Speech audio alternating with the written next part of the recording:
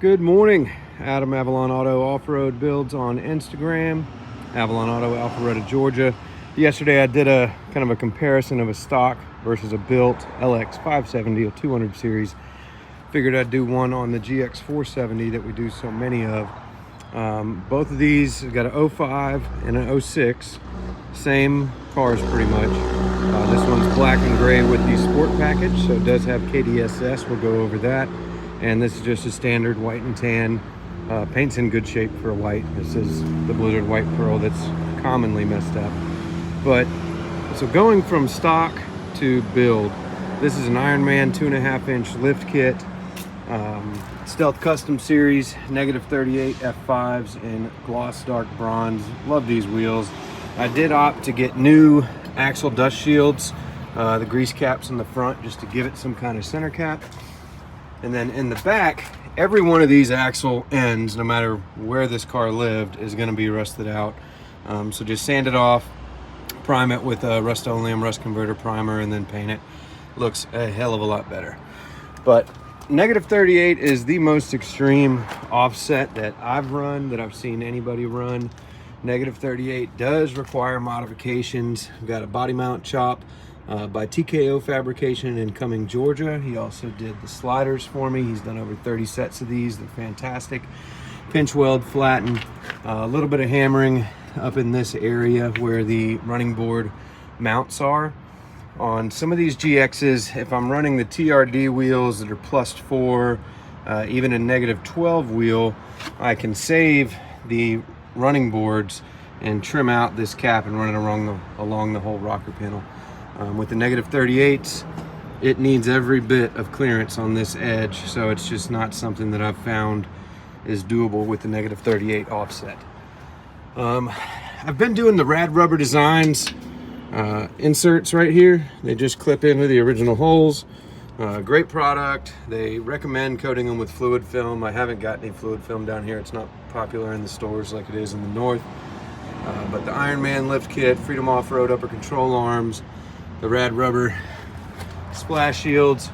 Pretty much every GX splash shield by this age is rotted out. So this is the original splash shields. They're brittle, they crack as soon as you do any work, especially if you're doing upper control arms and such. They'll just disintegrate pretty much. So replace them with a better product. The Nitto Ridge Grappler 285 7017 has been a great tire for us. We kind of switch it out depending on what's available to accommodate, again, for that -38 offset. We also do a clearance cut on the bumper, wrap it in door edge guard just to clean it up. Try to maintain the same line. So basically we're cutting off this section right here, so about 1.5 to 2 inches tapered up to the line. I start at this fender liner clip, or screw rather, and then just use some masking tape, blue tape, painter's tape rather, and trim that out. On most of these I've been swapping in headlights. The OEM headlights after a decade just do not weather well at all. They can be polished out, but 95% of the time where this turn signal / daytime running light is so damaged because it's heated, and the yellow lens in the back of that just melts. So these are OEM sports from Lexus, about $620 a pair now. Last year they were around $500. Everything has gone up, but it changes the whole look of the truck. This one was a sport. It had decent sport headlights in it, but same thing, where these daytime running lights are, it was split, so I opted just to get some new ones.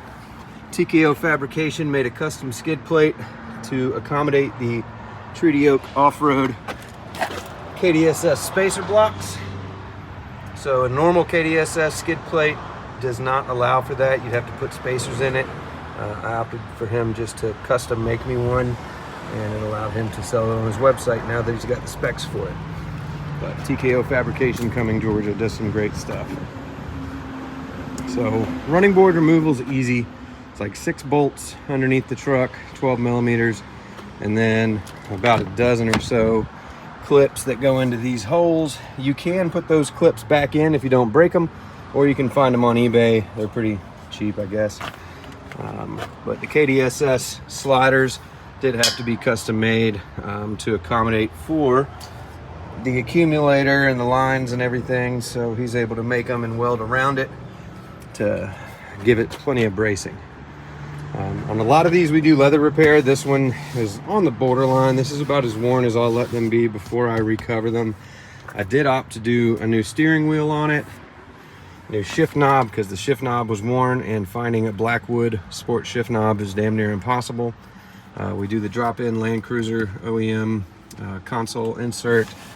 These you can find on eBay, or there's a number of people on the forums that 3D print them.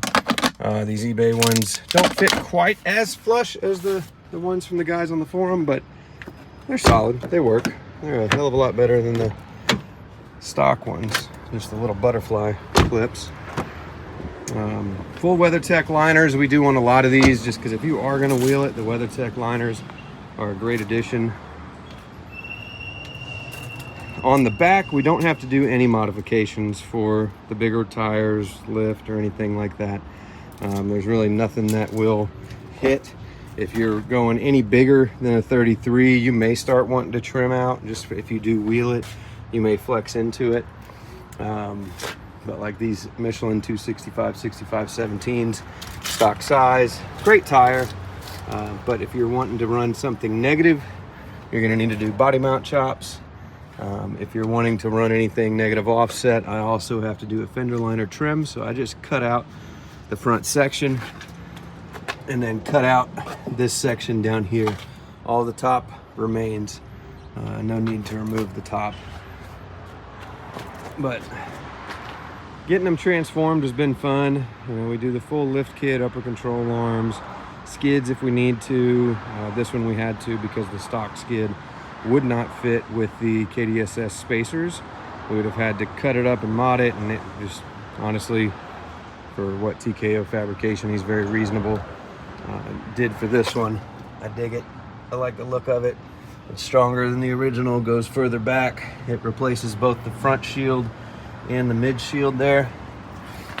Whenever we do brake upgrades, or replacements rather, we do Akebono Pro ceramic pads and Akebono Pro rotors. They're coated, they won't ever rust. The non-coated rotors, I highly recommend against them, because a non-coated rotor, one rain and they're gonna have a rust barrel on them. And like these are Akebonos as well. This GX we got in last week, had to do some service on it. We inspect every one we get. This one got radiator, 3-diff service. The rear third member we actually replaced. Dan Coons had one that we snagged up for him, but the bearing was bad on it. And then a brake caliper on this, and for doing a brake caliper, we just went ahead and did the whole brake job. But paint correction, full detail, you know, wheels, tires. This one, you know, I think we did valve cover gaskets, timing, spark plugs. Once we got into it, it's only got 117,000 miles it just rolled into. But when you're buying a used GX470, unless that previous owner accepted every recommendation along its lifespan at the dealership or wherever they got it serviced, it's gonna need work. You know, people balk at my pricing sometimes, but you know, say I bought this for around 12 grand, 05 Sport. It was at auction at CarMax. Somebody local traded it in. It's clean as a whistle underneath. That's my biggest thing. No rust. Rust I'll just go away from no matter what, because it's not worth it. But if I find a clean body, clean frame, it's worth it. But I bought it for 12. I've put almost 12 into it between lift, tires, wheels, reconditioning. We had bumpers painted because there was a little parking lot damage, timing service, valve covers, spark plugs, KDSS service at the Lexus dealer. It had some fluid pressure codes in the system, so we got it serviced twice over there actually. And then driving it for about 200 miles, playing with the valves and jacking up one side to try to level out, because it did have KDSS lean when it came back from Lexus. But I think I've got it leveled out pretty good now. Again, about 200 miles on it, and still got a slight lean, but I think it's within their specs. But you know, it's not for the faint of heart. You can do it over the course of a year, over the course of 6 months. We do pretty much a 30 to 60 day build, depending on where it's got to go. But again, you know, if we're wanting to do some fancy wheels like these Stealth Custom Series, they're about $1,300 to $1,400 shipped. Tires have gone up considerably over the last 2 years since we started doing these. We used to get a set of 33s for around $800-900. Now they're about $1,300. Labor costs has gone up. Cost of steel has gone up. I used to get a great deal from TKO on these sliders. That's gone up about $200 a set over the last 2.5-3 years, just because the price of steel has gone up. My labor costs are, you know, pretty much in the same ballpark, but even the parts, the timing kits have gone up 30 or 40 bucks. Valve cover gaskets have gone up a few bucks. Every little odd and end from what we've always done has gone up. You know, even the damn WeatherTech liners have gone up. But I'm an enthusiast. I like building them. It's cool watching the transformation from a stock to a built. If any of y'all have seen me out at some of the events, we've got quite a few GXs that we've done, over 30. I think we're at like 33 or 34 GX470 builds, a couple of 200 series.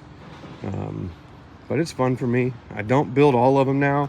This one I did because the suspension was shot out. It needed a lot. I figured just go ahead and dump the money into it, make it sweet as possible.